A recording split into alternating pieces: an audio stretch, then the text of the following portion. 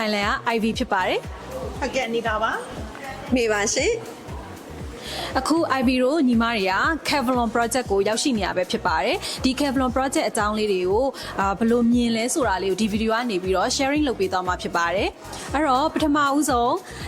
မနီလာနေပြီးတော့ဒီ Kevlon ရဲ့ location လေးကိုဘယ်လိုမြင်လဲဆိုတာကို sharing လုပ်ပေးပါအောင် location အရန်ကောင်းတယ် Bangkok University နဲ့အဘေးနားလေးကက်ရက်ပဲမီတာ100ပဲဝေးရပေါ့နော်ပြီးတော့လေ future balance နဲ့လည်း9မိနစ်လောက်ပဲအကွာဝေးရှိတယ်ဒီနားမှာဆိုဘိုထဲကနေလာမယ်ဆိုရင်လည်း highway တန်းပြီးတော့မိနစ်20-25မိနစ်လောက်နဲ့ရောက်တဲ့ location ဖြစ်တယ်ပေါ့နော်ပြီးတော့ဒီအဘေးနားမှာဆိုရင်တခြား university တွေလည်းရှိရ Lancet University, Thammasat University တွေရှိတယ်အဲ့တော့ဒီဘက်မှာ invest လုပ်တဲ့သူတွေအတွက်အရန်ကောင်းတယ်ပေါ့နော်ကလေးတွေကျောင်းလာထားမဲ့သူတွေအတွက်ဝယ်ပြီးတော့ပြန်ငှားထားမယ်ပေါ့နော်အဲ့ဒီတော့အရန်သစ်တော်တယ်ရှင်ဟုတ်ကဲ့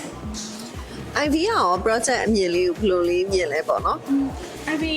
ဒီကိုမလာခင်ပေါ့နော်ဒီ project လေးကို IV တစ်ချက်လေးလာကြည့်ရပေါ့နော်အဲ့တော့ project ကအရင်စိတ်ဝင်စားဖို့ကောင်းတယ်ပထမတစ်ခုကတော့ low rise ဖြစ်နေရပေါ့နော် low rise ဖြစ်နေတယ်ပြီးတော့သူကဒီ building ကအားလုံးပေါင်း6လုံးပါတယ်ပေါ့အထဲမှာ building 6လုံးမှာအခန်းပေါင်း2000ကျော်ရှိတယ်အဲ့တော့ဒီနားလေးမှာကျောင်းနေရာအများကြီးဖြစ်တဲ့အတွက်ဒီကျောင်းသားတွေအငှားလိုအပ်ချက်တကယ်ကိုရှိနေတဲ့နေရာဖြစ်တဲ့အတွက်ဒီ2000ကျော်အခန်းဆိုတာလောက်တောင်လောက်ပါမလားတော့စဉ်းစားရတယ်ပေါ့နော်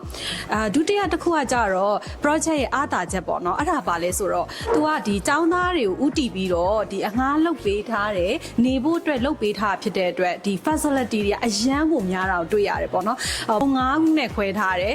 ဘယ်လိုလဲဆိုတော့ဒီ Magic Island တို့ပြီးရင် Futuristic World အဲ့လိုအနာဂတ်မှာနေထိုင်တယ်လို့မျိုးအာကာသကမ္ဘာငယ်လေးတွေမှာနေထိုင်တယ်လို့မျိုးဖြစ်အောင်လို့ तू ကဒီလုပ်ပေးထားတယ်ပေါ့ mini theater တွေပါတယ်တော်တော်လေးကိုအဆင်ပြေတာထက်ကိုပိုတဲ့ပေါ့နော် project လို့ idea ကတော့မြင်တယ်ပေါ့နော်မမေအနေနဲ့ရောဒီလိုမျိုး location မှာinvestment လုပ်တင်လား investment လုပ်ရင်ရော rental ကြီးကောင်းလားပေါ့နော်အဲ့ဒါလေးကိုလည်းမမေအမြင်ပြပြပေးပါအောင်မင်းအမြင်အနေနဲ့ဆိုရင်တော့ထိုင်းနိုင်ငံဘန်ကောက်မြို့မှာကတော့ဒီ location ရပြောမယ်ဆိုရင်နေရာတွေအများကြီးရှိတယ်ပေါ့နော်မြို့ထဲမှာပဲ invest လုပ်ချင်လားမြို့ပြင်ဖြစ်တဲ့နေရာတွေမှာပဲလုပ်ချင်လားအခုလို university နားတွေမှာပဲလုပ်ချင်လားပေါ့နော်ဆိုတော့ investor တွေကရွေးချယ်ကြတယ်ဒါပေမဲ့လို့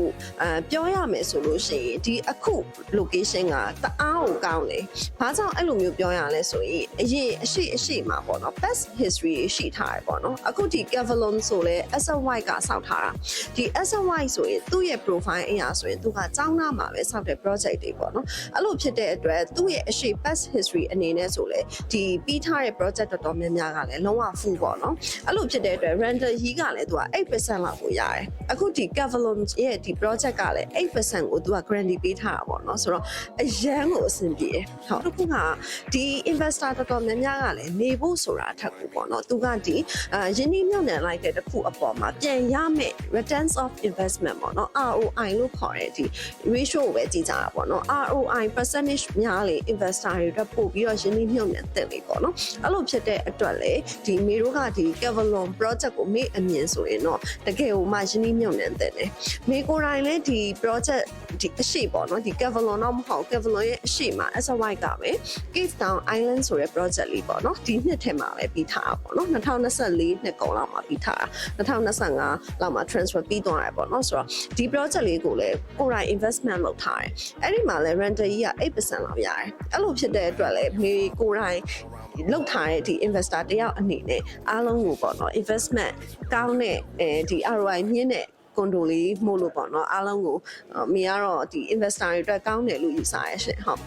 ဈေးနှုန်းအနေနဲ့ရောဘယ်လောက်ကစပြီးတော့ရှိလဲမသိဘူးဈေးနှုန်းက studio အခန်းပေါ့နော်22 square meter size ရှိတဲ့အခန်းလေးဆိုရင် 2.11 ကျင်ပေါ့နော် square meter နဲ့တွက်မယ်ဆိုရင်တော့1 square ကို9000ကျင်လောက်တော့ရှိရရှင်ဟုတ်ကဲ့ဒါဆိုရင်ဒါဒီ return investment ပြန်ရတာနဲ့ကိုရင်းနှီးလိုက်ရတာနဲ့ဆိုရင်တကယ်ကိုရင်းနှီးမြှုပ်နှံတဲ့ project လို့ပြောလို့ရတယ်ပေါ့နော်ပြီးတော့ facility တွေစုံပေမဲ့လည်း common fee ကဈေးကမများနေဘူးဘယ်လောက်လဲ1 square မှာ58ဘတ်ပဲရှိတယ်1 square meter 59ဟုတ်တယ်သူ့ဆိုတော့ဒီ Kevlon ပေါ့နော်ဒီ Kevlon ရဲ့ခုနကတော့မ IV ပြောသွားတယ်လို့ပေါ့နော်သူ့ရဲ့ themes ရဲ့သူ့ရဲ့ concept ပြင်ရလဲတကယ်ကိုfuturistic အရန်ဖြစ်တယ်ပေါ့နော်ပြီးတော့သူ့ရဲ့ပြီးမဲ့ completion date ကလည်းပြီးတော့2026 quarter 4မှာပြီးပါမယ်ဆိုတော့ investor တွေအနေနဲ့လည်း payment ကအရန်စိတ်ပူစရာမလိုရှင်ဟုတ်payment အနေနဲ့ဆိုရင်မေတို့ကဒီ booking fees ကိုပေါ့နော်ပေး ဘတ်9000သွင်းပြီးလို့ရှိရင်30% ပဲပေးထားရုံပဲပေါ့နော်ကျန်တဲ့70%ကိုကဒီ project ပြီး